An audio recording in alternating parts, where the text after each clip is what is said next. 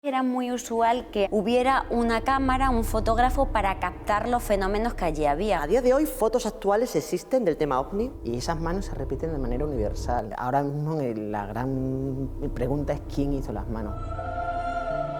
Extremadura es una tierra repleta de leyendas, muchas de las cuales han llegado hasta nuestros días, contadas de generación en generación. Pero, ¿qué hay detrás de estas creencias? Proponemos un viaje por la parte más curiosa de la historia extremeña para descubrir qué se esconde tras el mito.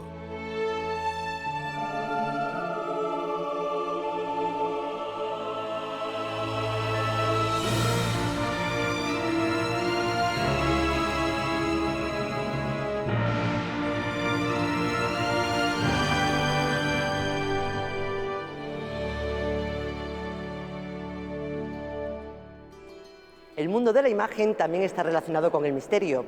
Son numerosas las historias que hablan de apariciones de supuestos fantasmas en fotografías y del surgir de extrañas figuras en objetos y lugares cotidianos. Descubriremos qué se esconde tras este mito y también desenterraremos los secretos más ocultos de los primeros pobladores extremeños. Hoy hablaremos de imágenes paranormales y de misterios prehistóricos.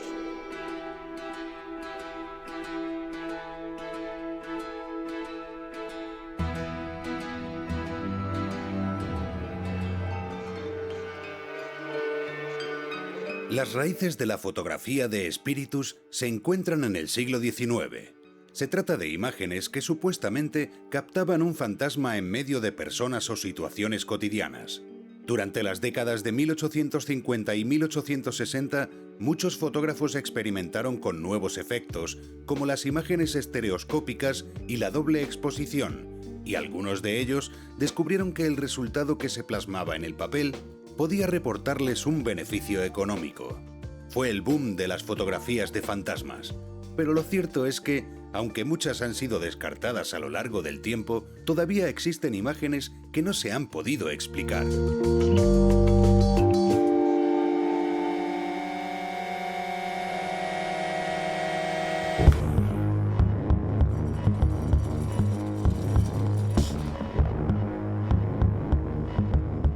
Desde el nacimiento mismo de la fotografía, el mundo de la imagen ha estado muy ligado al mundo paranormal.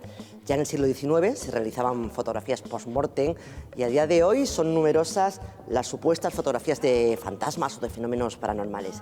Bienvenida, Lourdes. Muchas gracias, Israel. Hoy queremos saber qué se esconde de realidad tras este mito y queremos indagar además en algunos sucesos curiosos ocurridos en Extremadura, como las supuestas teleplastias de Coria. ¿Qué hay de cierto en estas imágenes? Bueno, pues como dices, y sobre todo hoy día a raíz de que todos tenemos un teléfono móvil encima con una cámara, proliferan mucho este tipo de imágenes con supuestos fenómenos paranormales. Pero hay que decir que esto ha estado presente, como bien has dicho, desde los primeros momentos de la fotografía. Claro, basado en un principio que en realidad pues es muy real, y es que el ojo humano no puede ver toda la realidad. Hay parte de lo que nos rodea que no podemos ver, pero sabemos que existe, como las ondas electromagnéticas. Entonces, a través de este principio, en aquellos tiempos, desde el siglo XIX hasta principios del XX, se pensaba que había cámaras que podían captar todo aquello que el ojo humano no veía. Cuando les salía algo raro pensaban que era la prueba de que había un más allá, ¿no? De que había entidades en otro plano. Luego ya a medida que va evolucionando los estudios en parapsicología, pues ya piensan que puede ser todo producto incluso de la propia psique. Las fotografías paranormales de todo tipo tienen un nexo común y es, no sabemos qué es lo que se está manifestando, pero está la similitud que parece corresponderse en ocasiones, cuidado, hay muchísimo trucaje o muchísima mala interpretación, parece corresponderse a manifestaciones de una realidad paralela, digamos de una realidad ajena a la nuestra. Ahora bien, todo tipo de imágenes paranormales, cuando yo he estudiado muchos de estos casos en su contexto, tendería a decir que en algunos casos indiscutiblemente son auténticas. Hablo de casos en los que he participado.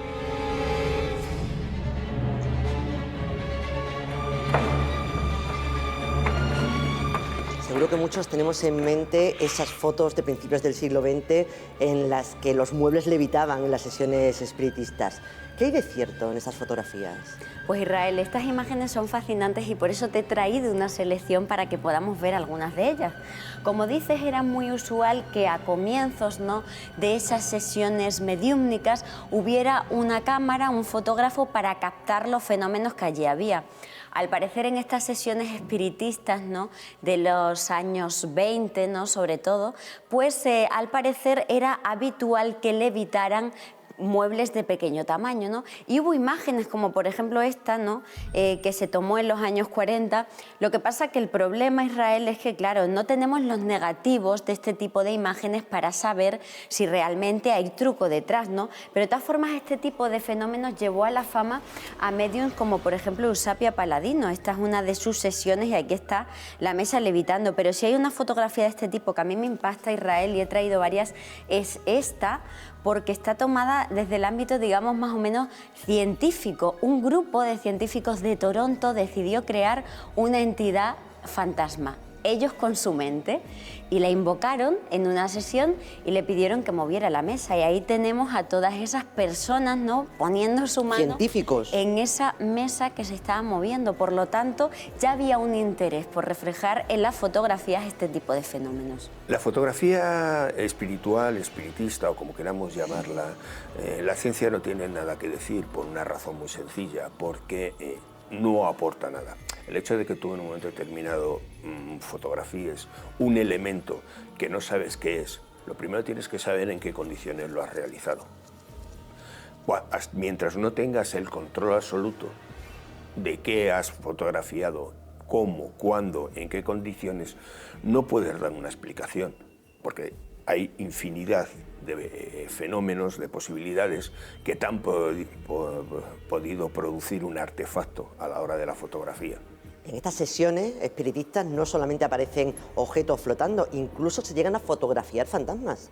Sí, hay fotografías de fantasmas que digamos que es el género dentro de los temas paranormales donde más abundan este tipo de hechos, ¿no? Yo te he traído una de las más famosas que hay, porque fue de las primeras, seguro que la conoces, Israel, es la dama de Rayhan Hall, ¿no? Se captó esta imagen por parte de unos fotógrafos de la revista Country Life en 1936. Ellos visitan esta casa donde ya había tradición de que una señora fallecida en el siglo XVIII se aparecía. Esta fotografía se sometió a distintas pruebas y aunque pues, los expertos en su momento dijeron que no había truco, sí que sería posible reproducirla, pero luego pues, hay casos pues, muy flagrantes, ¿no? Por ejemplo, se sabe que se tomó superponiendo, ¿no?, en las placas de cristal distintas fotos fantasmagóricas para conseguir este efecto. O también, por ejemplo, confusiones, a veces intencionadas o no. En este caso hubo una sobreexposición y aquí tenemos a una niña en el entorno de una fotografía de un incendio que, bueno, en aquel momento dijeron que era un fantasma, pero luego se supo pues que la explicación estaba ahí también.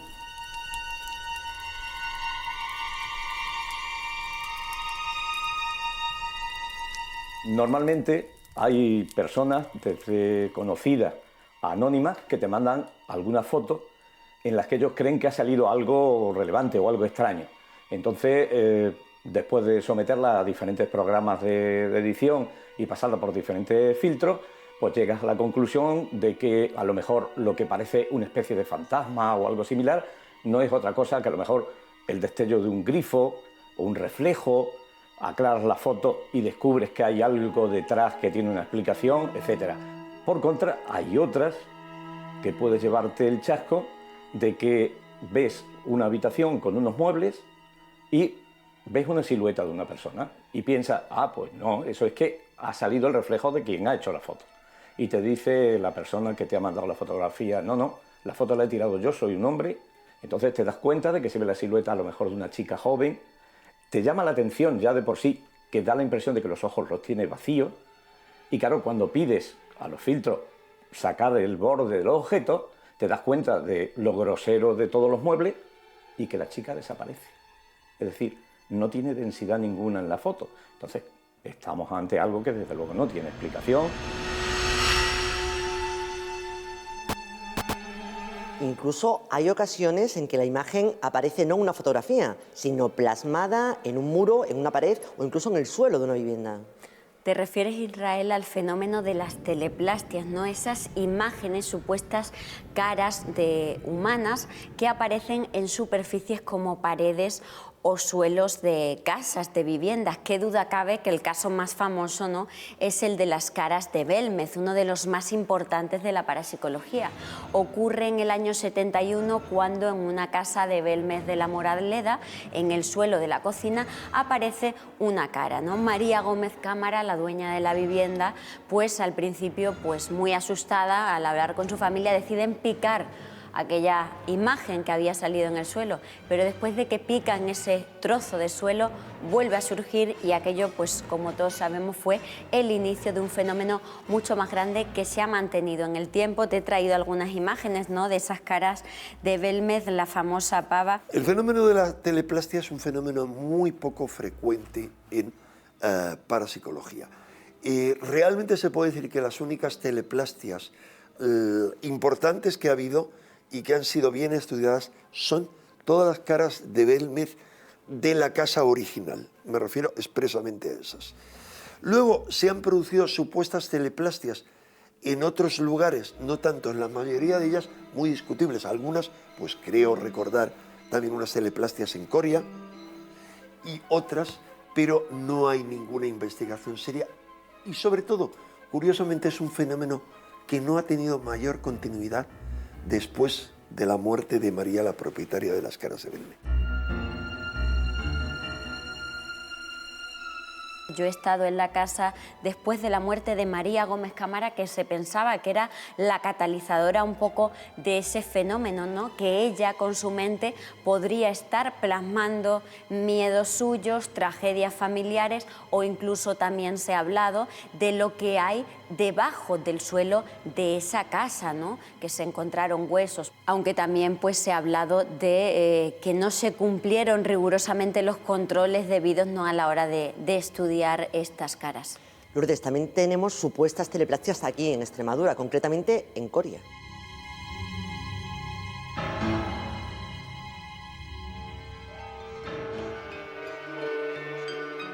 La fotografía de difuntos fue una práctica que nació en París poco después que la fotografía y que rápidamente se extendió hacia otros países. Consistía en vestir el cadáver de un difunto con sus ropas personales y hacer un último retrato junto a sus familiares, amigos o individualmente. La fotografía mortuoria no era considerada morbosa debido a la ideología social de la época del romanticismo, llegando algunos a verla como un auténtico privilegio.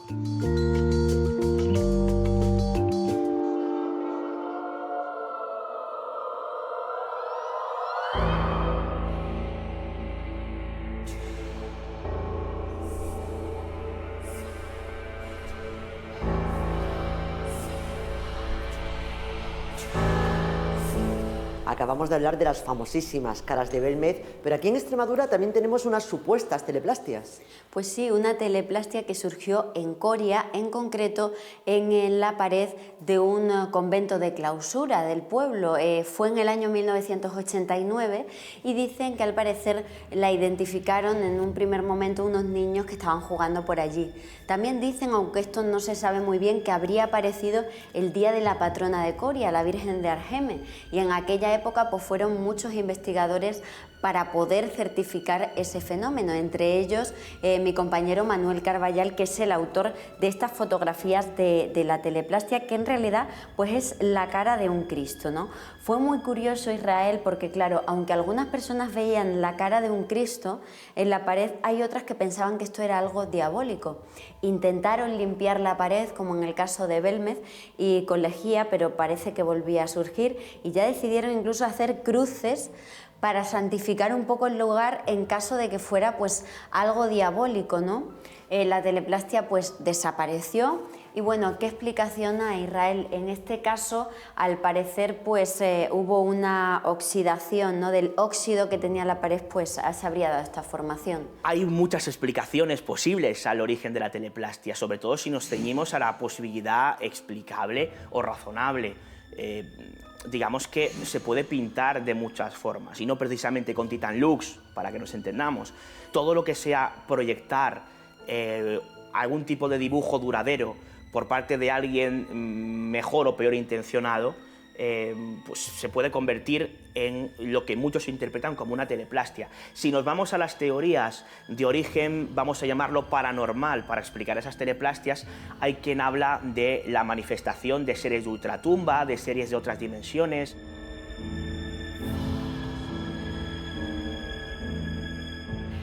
¿Existe algún método para fotografiar fantasmas? Sí que existe y te voy a mostrar uno de ellos, Israel. Además fue utilizado por uno de los pioneros en estas lides, Sinesio Darnell, y es el método de la psicoimagen.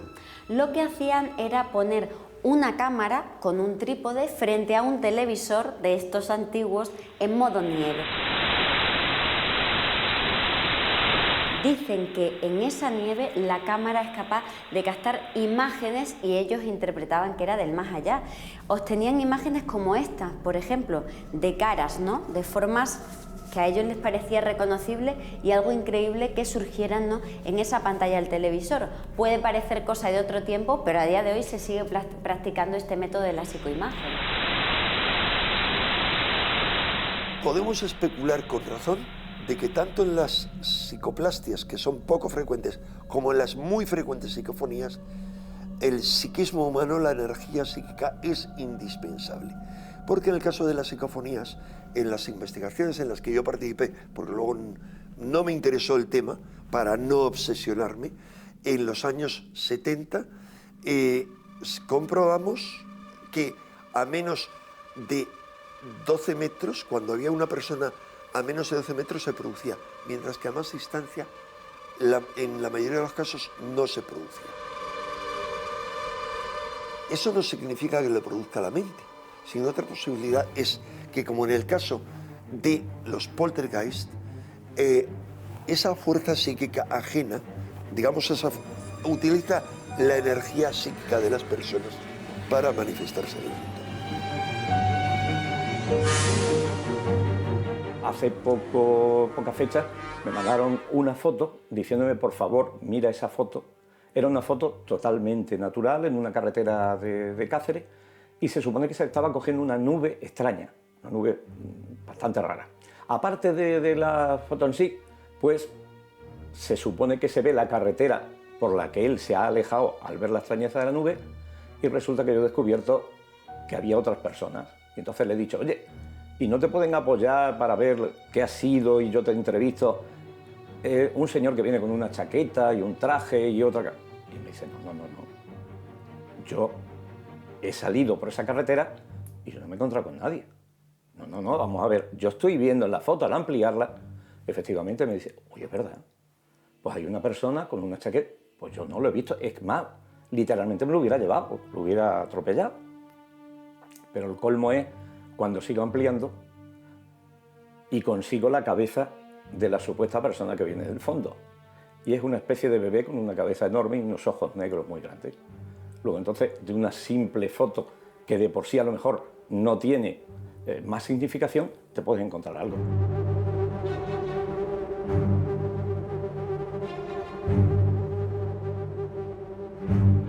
La psicoimagen es un método controvertido, igual que también lo es el método para captar el aura. Efectivamente, hubo un matrimonio, ¿no?, en esta época que se dedicó a crear una máquina que pudiera captar ese halo que al parecer todos tenemos y que incluso los objetos, según ellos, desprenden, ¿no?, según a nivel psíquico cómo se encuentre la persona. Esta máquina se llamó Kirlian, ¿no?, por el apellido de la mujer de este matrimonio, y hacían imágenes como estas, Israel, ¿no?, que aparecían distintos objetos, tanto vegetales, ¿no?, aquí estamos viendo flores, como monedas, incluso, fíjate, y personas. Ellos pensaban que se podía incluso identificar dolencias tanto psíquicas como físicas por este método. Uno de los fenómenos que se ha querido justificar ha sido con la cámara Kirlian la existencia de energías en el ser humano, controlables o no controlables. Bueno, el problema de la cámara Kirlian es que es un artefacto. Nosotros creamos una cámara Kirlian, es un arco voltaico que se crea entre dos electrodos y entre medias, en un momento determinado, tú pones ese segundo electrodo, que es la mano o el elemento que tú pones, de tal manera que lo que creas es un efecto corona, es algo estudiado en electricidad desde hace muchos años. Lo que pasa es que si tú lo pones sobre una placa fotográfica, pues la impresiona.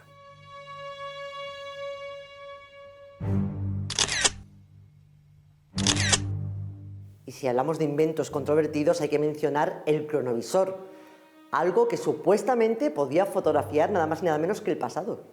Estamos hablando de fotografía paranormal y no podíamos dejar de hablar de ese tema que me fascina. El cronovisor es un invento que surge en los años 70 de la mano del padre Ernestino, un fraile benedictino, que al parecer pues dice que él había inventado una máquina que era capaz de captar esas ondas de energía del pasado, que él decía, bueno, si la energía ni se crea ni se destruye, si sigue ahí yo la puedo captar. Israel, él decía que había conseguido fotografiar escenas de la vida de Jesús, y todo esto, imagínate la polémica tan grande que causó en su tiempo. Es que de hecho saltó a los medios de comunicación una fotografía impactante de la agonía de Jesús en la cruz. Te he traído esas fotografías, Israel. Aquí tenemos el Cristo, ¿no? La supuesta fotografía que tomó el cronovisor del momento de la agonía en la pasión de Jesús. Pero Israel, se sabe que tiene un gran parecido con un Cristo que estaba en un convento, por cierto, de una religiosa amiga del padre Ernetti, ¿no? Y luego también otra foto, y esta la he estudiado yo, su huella, porque no te puedes imaginar las historias rocambolescas que hay tras ellas.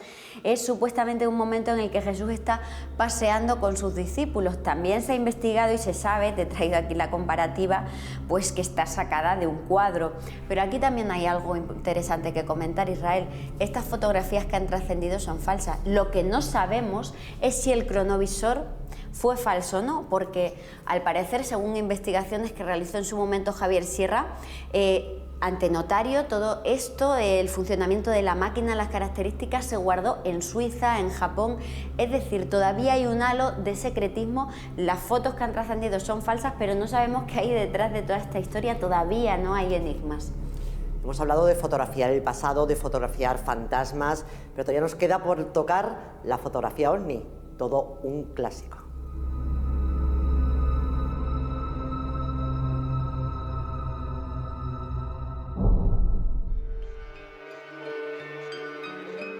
La primera fotografía ovni de toda la historia se tomó en 1870 sobre el monte Washington. Se trataba de una imagen estereoscópica, concebida para ser vista con unas lentes especiales que podían exponer cierta profundidad de campo de manera artificial. Lo curioso es que en esa época no se disponía de medios para retocar las imágenes y tampoco existían objetos voladores conocidos. Tras aquella primera foto aparecieron muchas. Los investigadores sostienen que el 5% de las imágenes de objetos voladores extraños nunca han podido ser explicadas.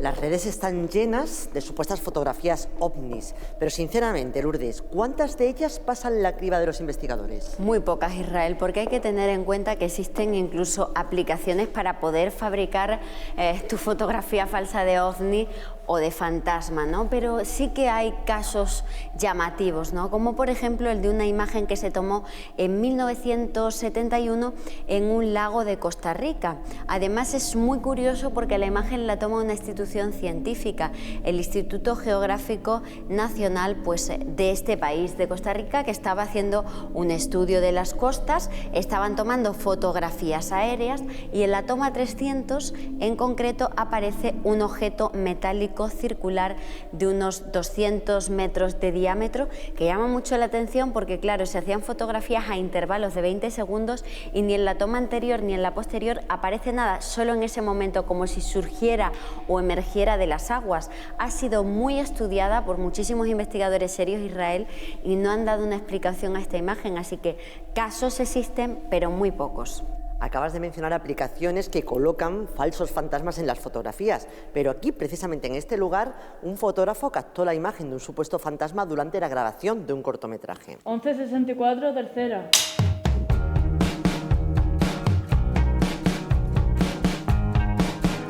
Cuando empecé a revelar todas las fotografías que habíamos hecho durante el rodaje, pues en una de ellas vi algo que efectivamente no era lógico, no era normal, no era explicable, no era nada.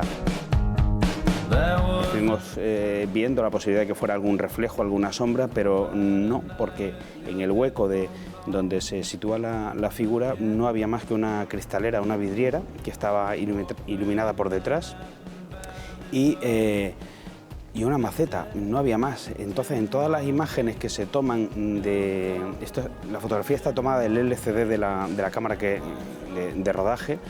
En todas las fotografías previas y posteriores no hay nada.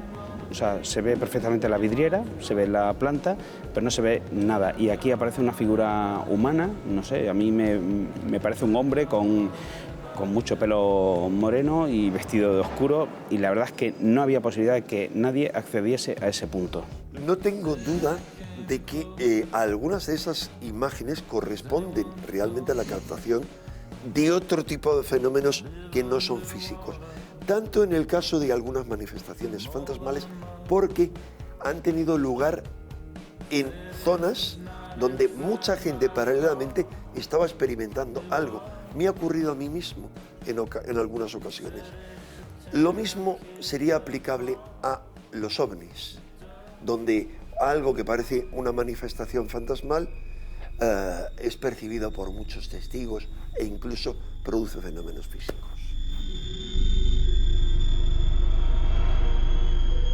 En este museo, además, hay muchas fotos antiguas. Pero Lourdes, ¿a día de hoy fotos actuales existen del tema ovni? Sí, he podido recoger recientemente aquí en Extremadura unas fotografías que se tomaron en la plaza de un pueblo cacereño. Las fotografías son llamativas porque aparece la torre, ¿no?, del reloj de esa plaza del pueblo y unas luces, ¿no?, cerca de ese reloj, y luego en tomas posteriores que aparecen ya en el cielo. Claro, el testigo, el autor de las fotografías, me pedía una explicación y la verdad que haciendo yo distintas pruebas, ¿no?, me di cuenta de que se trataba de un fenómeno óptico que provoca la interacción de luces potentes, como por ejemplo las farolas, con la óptica de la cámara. Dependiendo de cómo tú muevas la muñeca, esas luces se proyectarán en un sitio o en otro. Yo he tomado este tipo de fotos en Guadalupe. Es curioso que las farolas tienen como 3 luces y el ovni que sale pues tiene 3 luces. Entonces pues hay casos que siguen pasando, pero los estudiamos, ¿no?, e intentamos darles una explicación.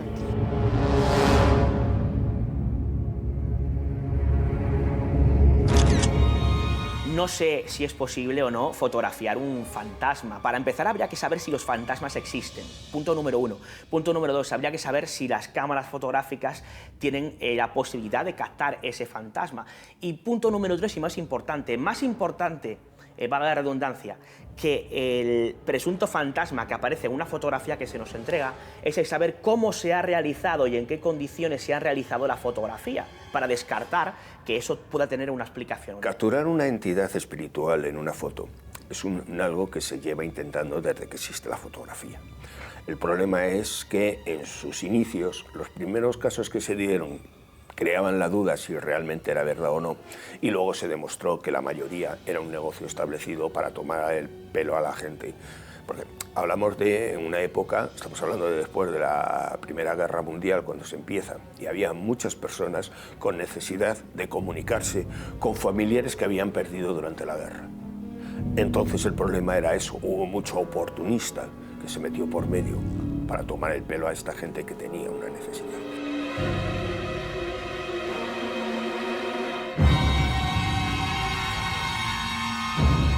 Es quizás también, yo creo, la búsqueda de ese niño que todos llevamos dentro, esa búsqueda de lo desconocido en lo que en el fondo siempre queremos creer.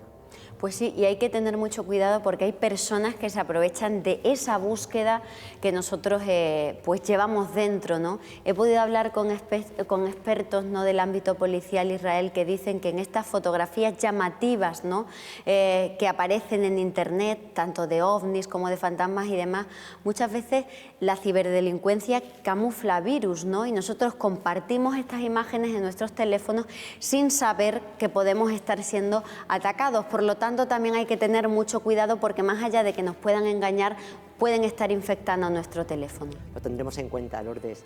Muchas gracias por habernos ayudado a saber algo más sobre este tema tan controvertido y prestaremos atención la próxima vez que hagamos una fotografía, no vaya a ser que nos encontremos con lo desconocido.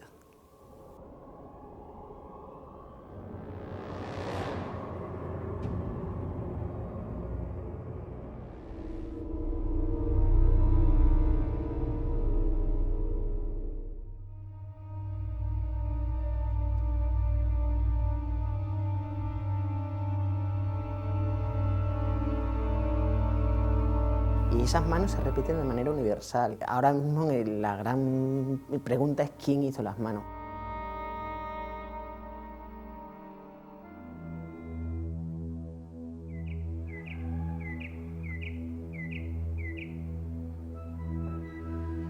En las paredes de esta cueva pinto el venado, para adueñarme de su carne, para ser él, para que su fuerza y su ligereza sean mías, y me vuelva el primero entre los cazadores de la tribu. Prehistoria, José Emilio Pacheco.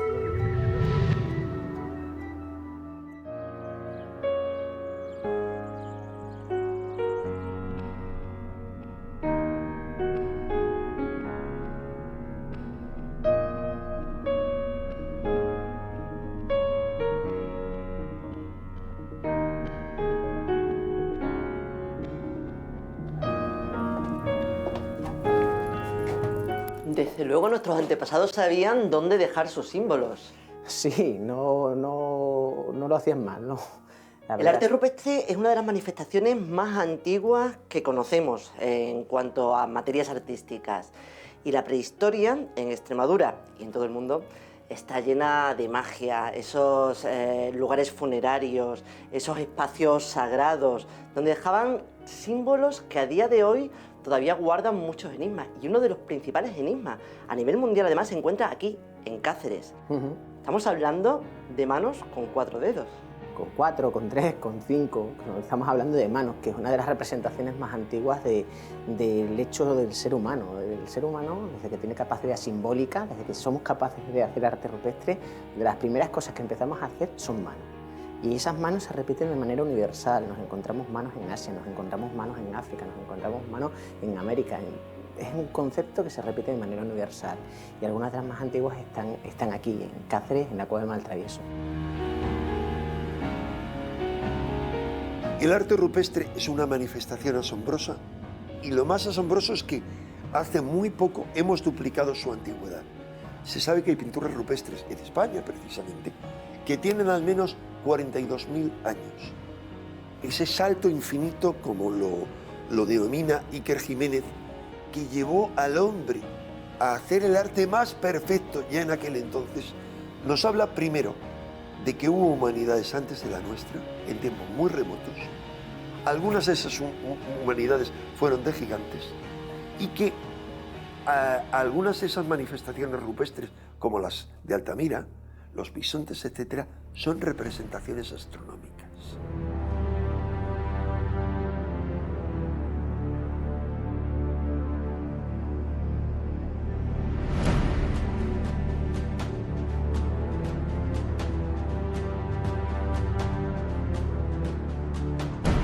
Existen varias teorías sobre el por qué se representan estas manos. De hecho, a día de hoy todavía existen tribus en las que hay personas que se amputan la falange pues para rendir un tributo a sus ancestros, para sanar a algún familiar enfermo. Y a día de hoy, por ejemplo, los yakuza japoneses se amputan el dedo como muestra de fidelidad a su líder, a su jefe.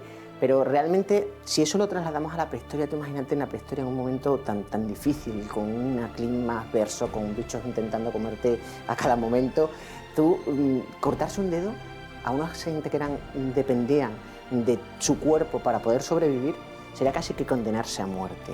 Por tanto, estamos considerando, la investigación tiende, aunque sigue manteniéndose cierta vigencia en esas teorías, es que no se cortaban los dedos, no se los amputaban de forma ritual, sino que cuando hacían estas representaciones lo que hacían únicamente era flexionar los dedos en el momento de ir a dibujar, de tal manera que si yo apoyo y yo flexiono un dedo, ya de esta manera yo, cuando puedo hacer la mano, soplo mi pigmento, lo empujo sobre la pared y cuando la retiro nos queda la imagen pues como allí.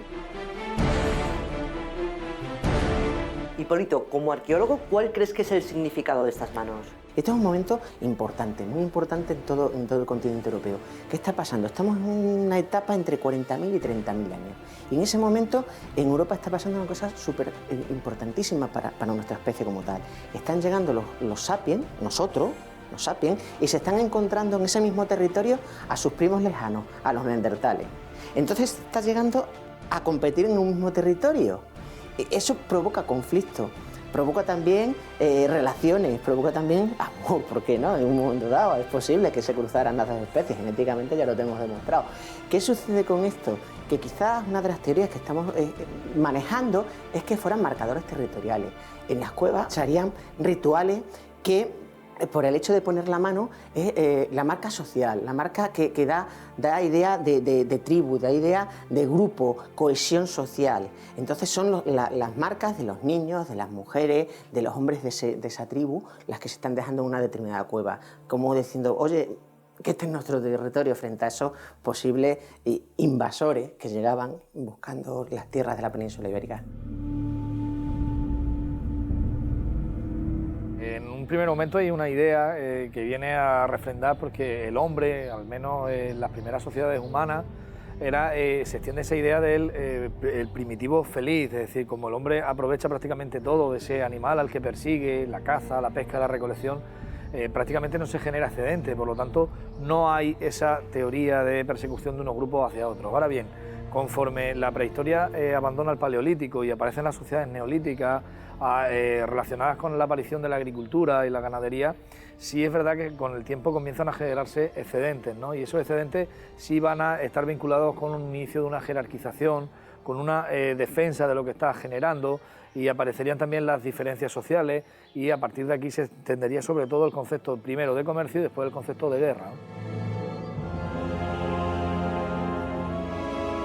Y no son solamente manos de hombres, también hay de mujeres o de niños. Vamos a ver, es que la mujer en la prehistoria sois las que mandáis, sois las que parís. El mantenimiento de una especie se hace gracias a la mujer. Los hombres lo único que aportamos es el mantenimiento y en el mejor de los casos.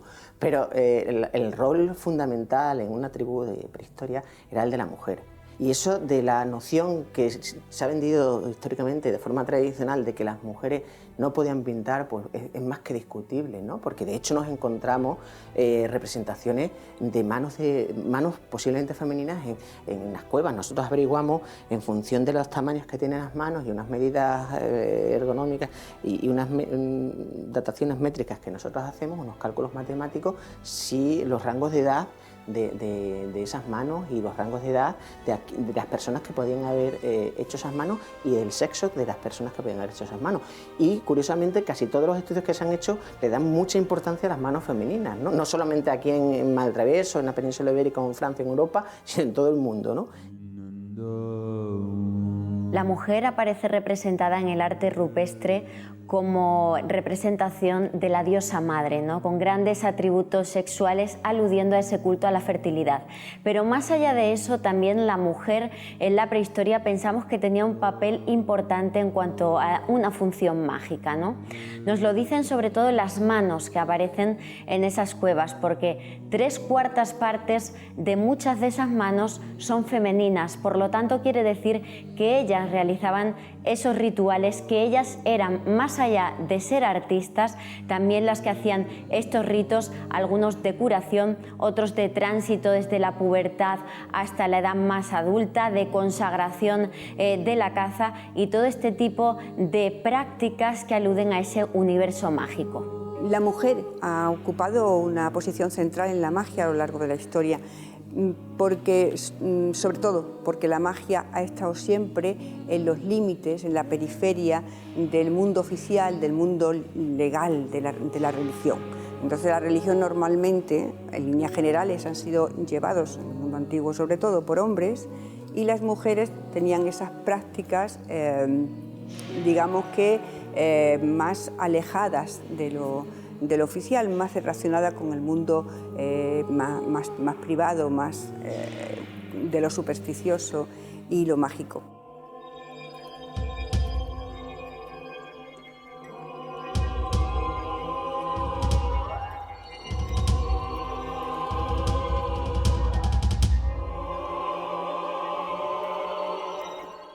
Los arqueólogos sois siempre mucho más racionales, pero por ejemplo los antropólogos, que quizás interpretan más, afirman también que las manos pueden ser una puerta o una llave a la puerta que sería la cueva con ese... Sí, es verdad. La teoría, dentro de la teoría chamánica, y es una teoría que está bastante aceptada, ¿no?, por Jean-Claude y Lewis-Williams, dicen que detrás de la pared estaba el mundo sobrenatural, y que de ese mundo sobrenatural, aprovechando pequeñas grietas o incluso la forma que tiene la roca, Altamira recuerda que los bisontes están hechos sobre los abombamientos de la propia superficie.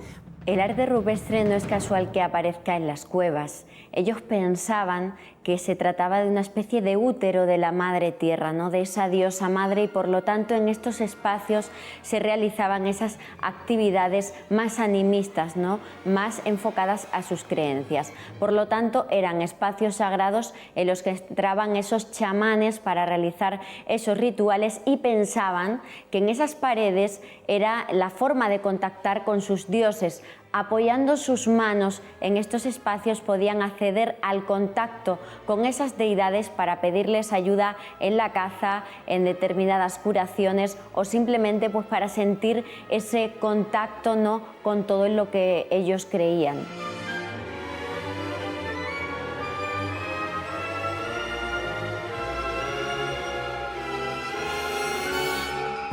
Han puesto los pelos de punta.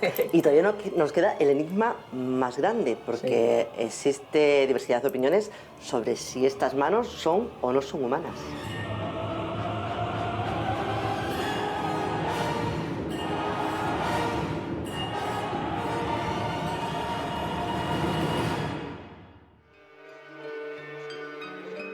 La representación de las manos en negativo es una práctica habitual entre los artistas de las cuevas prehistóricas.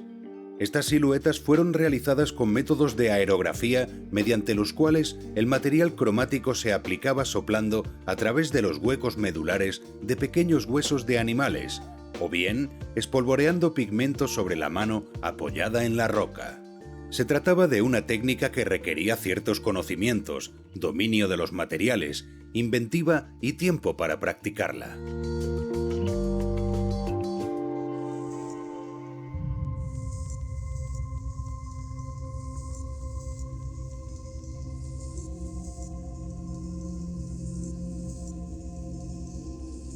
Hipólito, cuéntame qué hay detrás de ese eterno debate sobre las manos. Bueno, ese debate sobre las manos, de tratar de averiguar, ahora mismo la gran pregunta es quién hizo las manos, qué especie, porque obviamente las manos son humanas, eso sí o sí. Lo que no sabemos es qué especie está detrás de esas manos, quién pudo haberlas hecho. Ahora hay un debate muy abierto sobre las capacidades simbólicas de los neandertales, esto es, los humanos como sapiens, nosotros, nuestra especie, obviamente tenemos reconocidas esas capacidades simbólicas y hemos seguido haciendo arte y lo seguimos haciendo y nos extinguiremos haciendo arte. Lo que no sabíamos es hasta qué punto la antigua especie que estaba en la península ibérica, hasta que se extingue en torno al 30.000 años, los neandertales, nuestros primos lejanos, eran capaces de hacer esas representaciones artísticas. Y la verdad es que es un debate emocionante, donde estamos con líneas de investigación muy abiertas, en desarrollo. Y en este gran debate, las cuevas del sur, y especialmente una cueva como Maltravieso, tiene muchísimo que decir. ¿Por qué? Porque la península ibérica, especialmente la zona sur de la península ibérica, fue el refugio donde los neandertales estuvieron viviendo más tiempo.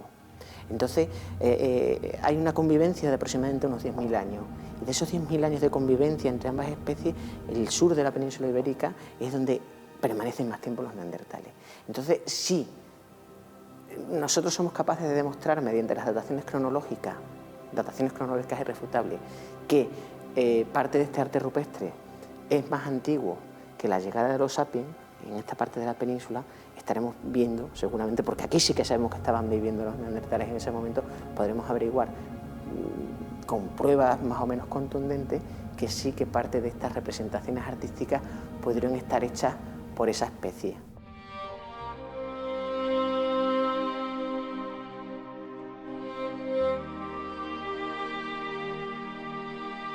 Sí, el ser humano sería un ser simbólico, ¿no? Desde el lenguaje hasta el arte o las cosmogonías fundacionales, tratando de explicar de dónde venimos. Es decir, tratan de expresar lo que somos a través del símbolo.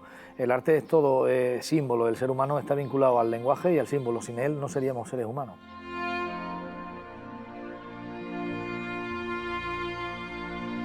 Mucha gente que ve estas pinturas rupestres y no ven más allá, pero realmente hemos mencionado antes su relación con su posible relación con la música. Hay otras teorías como las que hablan de esas imágenes que pueden tener un cierto movimiento, pueden ser una especie de cine primitivo. Sí, hay imágenes que lo que están es reproduciendo la secuencia de por ejemplo, un caballo bebiendo. En Coa, en territorio portugués, hay algunos conjuntos maravillosos, o en Sega Verde también, un conjunto de 3 caballos a la carrera que lo que van es como si fuera una viñeta, ¿no? Corriendo, representando unas especies de imágenes secuenciadas que dan una idea de ese movimiento que se estaba produciendo en un caballo andando, corriendo. Es muy curioso, es una especie de cine primitivo. De hecho, hay gente que ha estudiado eso.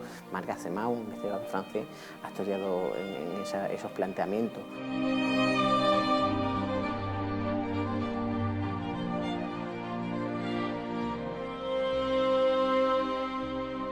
Y respecto a la música, por supuesto, la música debió formar parte. De hecho, tenemos arqueológicamente, hemos encontrado flautas, hemos encontrado algunos elementos musicales, las bramaderas. O sea, la música formaba parte de la vida, siempre como especie humana, ¿no?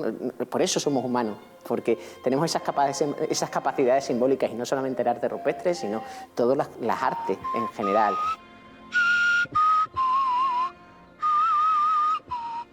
La pintura siempre ha sido una forma de grabar un pensamiento y dejarlo para la posteridad. Y si ese pensamiento conlleva algo oculto, pues es perfecto para que quien lo vea a lo largo de mucho tiempo pueda interpretar lo que esa persona o personas hay colocado. La música, sabemos todos que es un lenguaje universal, está presente en la práctica totalidad de todos los rituales de la religión oficial y también de la no oficial, o sea, de la magia. En el caso de la magia, la música sobre todo es la salmodia, es el canto mágico, ¿no? Es el repetir. La magia se basa en la repetición, ¿no? Entonces la repetición intencionada de sonido, esa salmodia mágica, es la que da fuerza y la que garantiza que la práctica mágica que estás haciendo tenga éxito. Sé que habéis descubierto aquí en Extremadura huesos comidos que explican por lo menos que ha habido canibalismo al menos. Sí, estamos ya, eso nos tenemos que trasladar a otras cuevas maravillosas que tenemos aquí en nuestra región, en Extremadura, en Fuentes de León. O sea, mi ojito derecho, como tengo aquí en Maltravieso a la izquierda, pues el derecho lo tengo en Fuentes de León. Y allí hemos encontrado, estamos unos miles de años posterior a Maltravieso, ya estamos en una etapa donde ya la gente no hemos pasado los grandes fríos del Paleolítico y nos hemos ido al Holoceno, y allí se enterraban, en esas cuevas se enterraba la gente. Pero hay una ritualidad vinculada a esos enterramientos que los muertos entre comillas, se preparaban, ¿no? Hemos encontrado marcas de quemado, marcas de descarnamiento, se han craquelado para extraer el tuétano del interior de los huesos. O sea, allí ha pasado algo. Hablamos de antropofagia ritual, hay pueblos que actualmente, desde el punto de vista de la etnografía comparada, se hace, ¿no? Lo que pasa es que muchas veces, por pereza mental, los arqueólogos y la gente que investigamos, nos planteamos, lo que no entendemos lo ritualizamos. Y eso es muy sencillo, esto era ritual. Y quizá viendo un sitio tan complicado desde el punto de vista geográfico y lo difícil que sería sobrevivir en un territorio muy montuoso, con pocas capacidades ganaderas y agrícolas, bueno, pues quizá a lo mejor detrás de esa ritualidad del descarnamiento, de tal, no estaría una auténtica necesidad de subsistencia, ¿no? Una fuente proteínica que se va a perder, pues hay que aprovecharla quizás, ¿no? En ese sentido. Que son planteamientos, son puras hipótesis, pero tenemos que seguir trabajando en esa línea y, por supuesto, nos queda mucho por investigar y continuar. Y lo que sí que es real son esas marcas que hacías tu referencia. Ahí ha habido descarnamiento, ha habido el sometimiento de esos huesos al fuego, se han cocido, se han descarnado, se han craquelado, se han roto, se ha sacado el tuétano. O sea, eso se ve. Hemos hecho un repaso por los enigmas que encierran las cuevas prehistóricas, pero todavía nos quedan por descubrir uno de los grandes misterios, los conjuntos megalíticos y los cultos mágicos.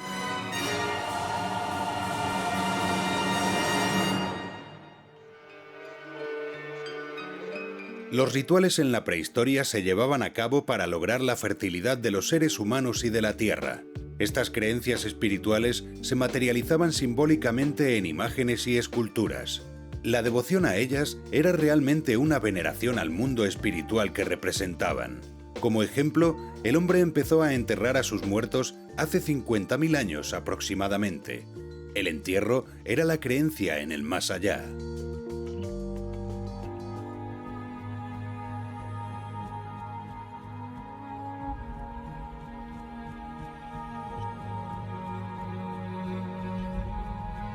En sus monumentos de piedra, en sus dólmenes, en sus menires, nuestros antepasados celebraron rituales funerarios, culto a sus dioses, ofrendas, incluso observaban el cielo. Estamos hablando de arqueoastronomía. Sí, estamos viendo que analizando la orientación de muchos dólmenes o viendo cómo se posicionan, están relacionados con el mundo, con las estrellas, con el firmamento, con los equinoccios. Hay lugares, por ejemplo, el Huerta Montero en el Almendralejo, donde a través de los equinoccios el sol entra por el corredor, alumbra un determinado ortostato de la cámara, en fin, hay elementos que están vinculados con la ciencia, con esa ciencia, entre comillas lo de ciencia, porque en ese momento en la prehistoria no podemos hablar así, pero que para ellos, evidentemente, la observación del firmamento era súper importante, porque para poder plantar, para poder saber cuándo van a nacer las crías.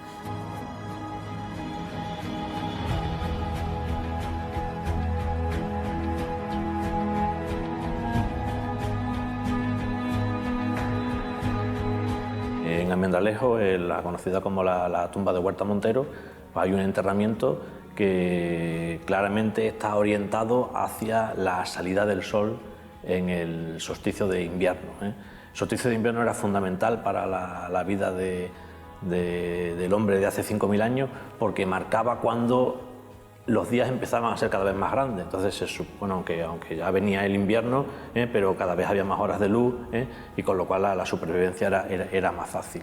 Entonces pensamos que hay una clara intencionalidad, marcada sobre todo por el hecho de que el acceso a la tumba tiene una rampa con una inclinación de 7 grados y la tumba está exactamente orientada a la posición que tiene el sol cuando está 7 grados sobre el horizonte el día del solsticio de invierno de hace un montón de años, aproximadamente del año 2500 a.C.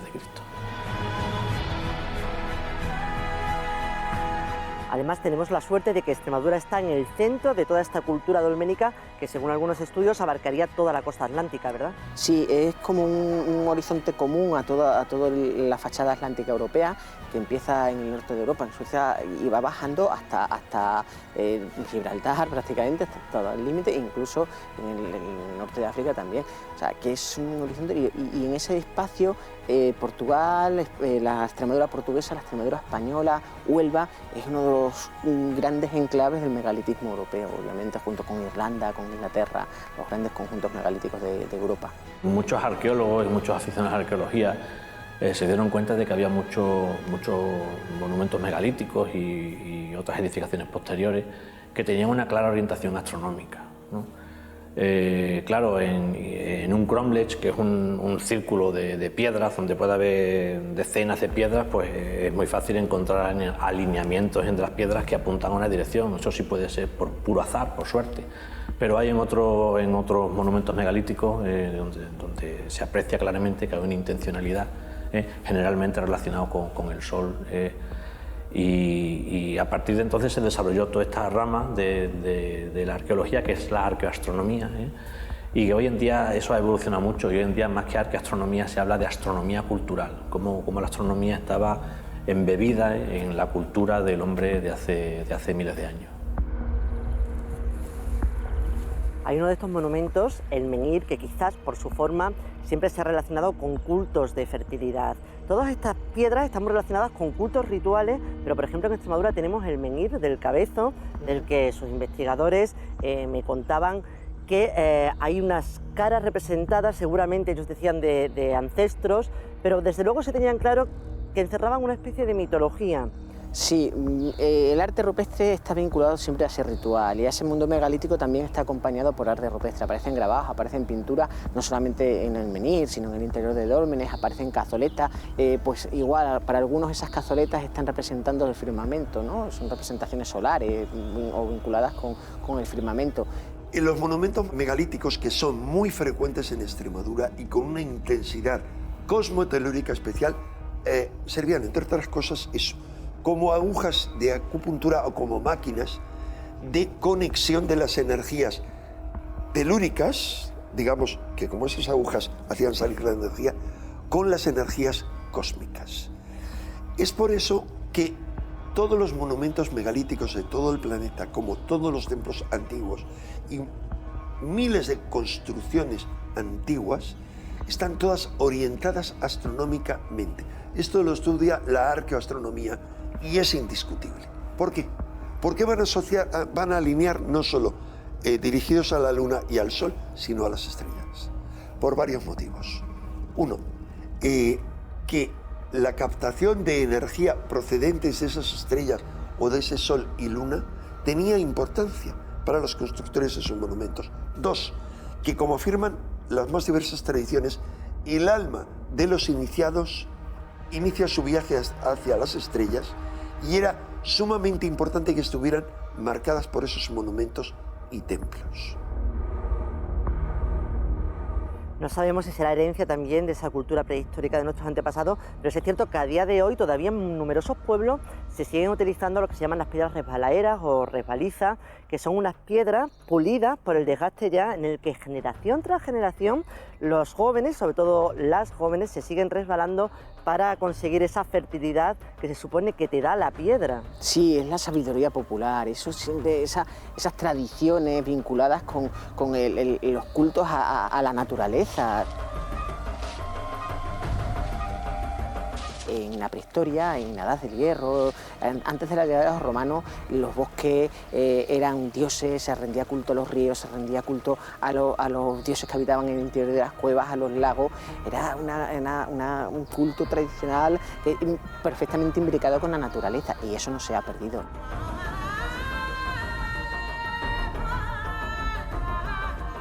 Hipólito, muchas gracias por haber sido nuestro guía en este viaje a la historia de nuestros antepasados, y muchas gracias también por habernos ayudado a desentrañar los secretos más antiguos de nuestra región.